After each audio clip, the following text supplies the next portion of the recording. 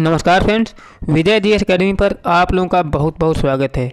दोस्तों, आज मैं आप लोगों को जीव विज्ञान के महत्वपूर्ण क्वेश्चंस जो एसएससी एग्ज़ाम में पूछे गए हैं, जैसा कि आप लोग देख सकते हो कि ये जो भी क्वेश्चंस हैं एसएससी एग्ज़ाम में पूछे हुए क्वेश्चंस हैं और मेरे द्वारा ये सभी क्वेश्चन जो हैं वन लाइनर फॉर्म में होंगे, जिनमें ज़्यादा टाइम भी नहीं लगेगा।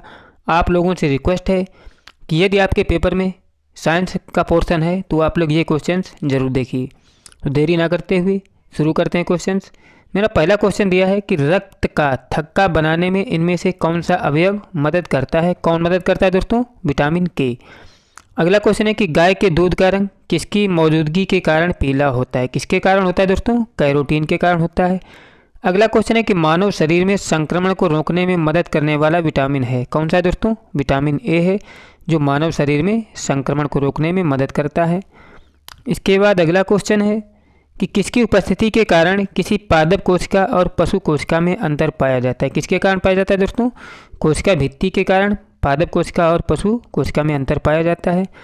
इसके बाद अगला क्वेश्चन है कि कौन सी कोशिकांग प्रोटीन संश्लेषण में प्रमुख भूमिका निभाता है। कौन सा होता है दोस्तों? एंडोप्लाज्मिक रेटिकुलम एवं राइबोसोम जो होता है प्रोटीन संश्लेषण में प्रमुख भूमिका निभाता है। अगला क्वेश्चन है कि प्रोगैम्ड सेल डेथ का कोशिकीय एवं आणविक नियंत्रण क्या कहलाता है। क्या कहलाता है दोस्तों? ये कहलाता है एजिंग। अगला क्वेश्चन है कि कौन सा अंगक प्रायः जंतु कोशिका में उपस्थित नहीं होता है। कौन सा नहीं होता है दोस्तों? जो लवक होता है ये जंतु कोशिका में उपस्थित नहीं होता है। इसके बाद अगला क्वेश्चन है कि जीव द्रव्य शब्द का प्रयोग सर्वप्रथम किसने किया था। किसने किया था दोस्तों? ये किया था पुरकिंजे ने। अगला क्वेश्चन है कि धान का खैरा रोग या लघुपात रोग किस तत्व की कमी से होता है। किसकी कमी से होता है दोस्तों? जस्ता की कमी से होता है। अगला क्वेश्चन है कि फूल गोभी का विटेल रोग जंप सद किस तत्व की कमी से होता है। किसकी कमी से होता है दोस्तों? ये डब की कमी से होता है, याद रखिएगा। अगला क्वेश्चन है कि ऊर्जा रूपांतरण में से किसका प्रयोग प्रकाश संश्लेषण की क्रिया संपादित होती है। किसके कारण दोस्तों? प्रकाश से रासायनिक ऊर्जा में जो होता है प्रकाश संश्लेषण क्रिया में संपादित होता है। अगला क्वेश्चन है कि प्रकाश संश्लेषण में हरे पौधों द्वारा कौन सी गैस छोड़ी जाती है। कौन सी छोड़ी जाती है दोस्तों? ऑक्सीजन गैस छोड़ी जाती है। अगला क्वेश्चन है कि भ्रूण के विकास के लिए किस अंग के द्वारा खाद्य पूर्ति की जाती है। किसके द्वारा की जाती है दोस्तों? ये की जाती है बीजांडसन के द्वारा। इसके बाद अगला क्वेश्चन है कि गाय और भैंस के थनों में दूध उतारने के लिए किस हार्मोन्स की सुई लगाई जाती है। किसकी सुई लगाई जाती है दोस्तों? लगाई जाती है ऑक्सीटोसिन की सुई। अगला क्वेश्चन है कि थायराइड ग्रंथि से थायरॉक्सिन स्रावित करने के लिए उत्तेजित करने वाला अंतःस्रावी हार्मोन्स कौन सा है। कौन सा होता है दोस्तों? ये होता है TSH। अगला क्वेश्चन है कि मानव शरीर की कौन सी ग्रंथि एक साथ अंतःस्रावी एवं बहिस्रावी दोनों की तरह कार्य करती है। कौन सी?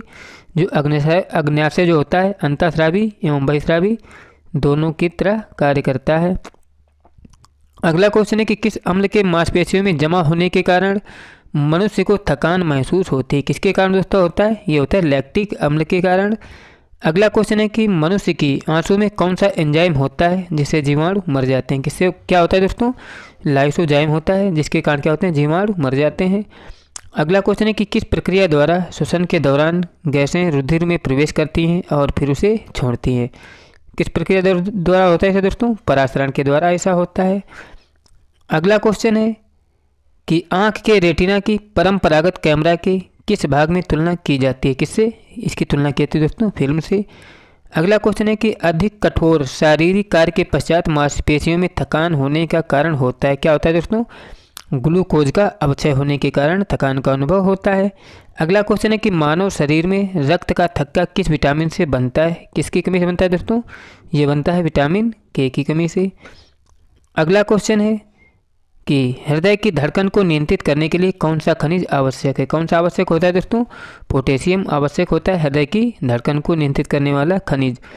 अगला क्वेश्चन है कि उपस्थित तथा हड्डियों के निर्माण और संपोषण में आवश्यक तत्व होता है। कौन सा होता है दोस्तों? कैल्शियम होता है। अगला क्वेश्चन है कि मानव शरीर में औसतन ऑक्सीजन का तत्व कितना % होता है। कितना % होता है दोस्तों? ये होता है 50%। अगला क्वेश्चन है कि गुर्दा पथरी का पता लगाने के लिए किस प्रतिबिंबीय यंत्र का प्रयोग किया जाता है। किसका प्रयोग किया जाता है दोस्तों? CT स्कैन का प्रयोग किया जाता है।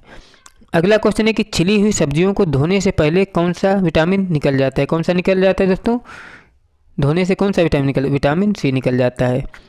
अगला क्वेश्चन है कि मनुष्य में एफ्टॉक्सिन खाद्य से विषाक्तन द्वारा सामान्यतः कौन सा अंग प्रभावित होता है। कौन सा प्रभावित होता है दोस्तों, इसके द्वारा यकृत प्रभावित होता है।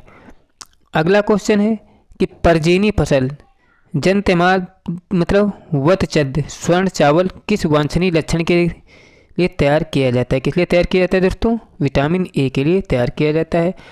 अगला क्वेश्चन है कि एट्रोपा जिसे बेलोडोना कि किस भाग से बेलाडोना औषधि प्राप्त होती है। किससे, पत्तियों से प्राप्त होती है। किससे, एट्रोपा बेलोडोना के किस भाग से मतलब बेलोडोना औषधि प्राप्त होती है। किससे प्राप्त होती है दोस्तों, पत्तियों से प्राप्त होती है। अगला क्वेश्चन है कि एफेड्रा पौधे का कौन सा भाग एफेड्रिन औषधि उत्पन्न करता है। कौन सा होता है दोस्तों, तना होता है। अगला क्वेश्चन है कि किस पादक हार्मोन के छिड़काव से अनिषेक फलन प्राप्त किए जाते हैं। किससे दोस्तों, ऑक्सिन से जो होता है, ऑक्सिन हार्मोन से क्या होता है, अनिषेक फल प्राप्त किए जाते हैं। अगला क्वेश्चन है कि प्रकाशानुवर्ती संचालन किसके द्वारा नियंत्रित किया जाता है। किसके द्वारा, ऑक्सिन के द्वारा जो होता है प्रकाशानुवर्ती संचालन नियंत्रित किया जाता है। अगला क्वेश्चन है कि पादप वृद्धि अनुमापन के साथ किस भारतीय वैज्ञानिक का नाम जुड़ा है। किसका नाम जुड़ा है दोस्तों, जगदीश चंद्र बोस, जिसे जेसी बोस भी कहते हैं। अगला क्वेश्चन है कि किस पेड़ को अपनी वृद्धि के लिए सर्वाधिक मात्रा में जल की आवश्यकता होती है। किसकी, यूकेलिप्टस को वृद्धि के लिए सर्वाधिक जल की आवश्यकता होती है। अगला क्वेश्चन है कि पेड़ों की पत्तियों में पाया जाने वाला हरा पदार्थ क्या कहलाता है। क्या कहलाता है दोस्तों, क्लोरोफिल कहलाता है। अगला क्वेश्चन है कि पादप रोगों का सबसे उत्तरदायी कारक कौन होता है। कौन सा दोस्तों, फफूंदी होता है। इसके बाद अगला क्वेश्चन है कि हरित बाली रोग किस फसल से संबंधित है। किससे संबंधित है दोस्तों, ये बाजरा से संबंधित है। अगला क्वेश्चन है कि टिक्का रोग किस फसल से संबंधित है। किससे संबंधित है, ये मूंगफली से संबंधित है।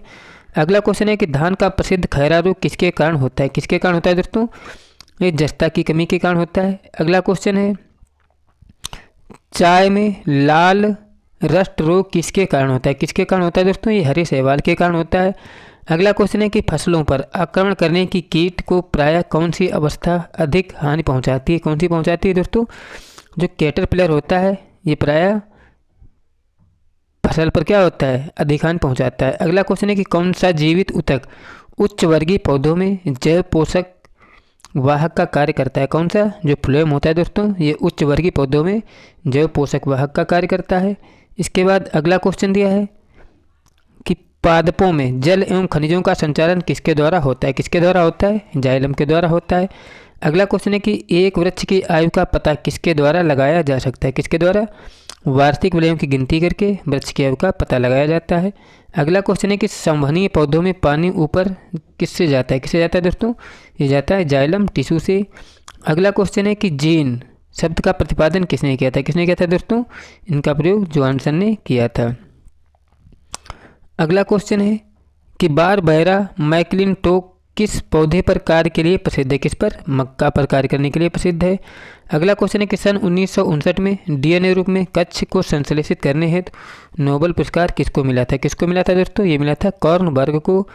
अगला क्वेश्चन है कि किसके द्वारा अनुवांशिक के विज्ञान का अनुवांशिकी कहा गया है। किसको, वाटसन को आनुवांशिकता के विज्ञान का जनक। इसके बाद अगला क्वेश्चन है कि सेल नाम किस जीव वैज्ञानिक ने सर्वप्रथम दिया था। किसने दिया था, रॉबर्ट हुक ने दिया था।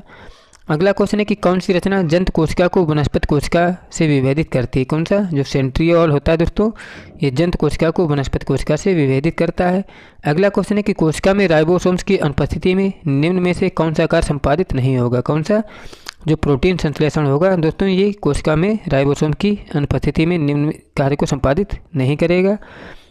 अगला क्वेश्चन है कि यदि माइटोकॉन्ड्रिया काम करना बंद कर दे तो कोशिका में कौन सा कार्य नहीं हो पाएगा। कौन सा नहीं हो पाएगा दोस्तों, भोजन का ऑक्सीकरण नहीं हो पाएगा। अगला क्वेश्चन है कि कोशिका का ऊर्जाग्रह किसको कहा जाता है। किसको कहा जाता है, माइटोकॉन्ड्रिया को कहा जाता है। अगला क्वेश्चन है कि जीव द्रव्य जीवन का भौतिक आधार है, यह कथन किसका है। किसका होता है दोस्तों, ये कथन हक्सले का है।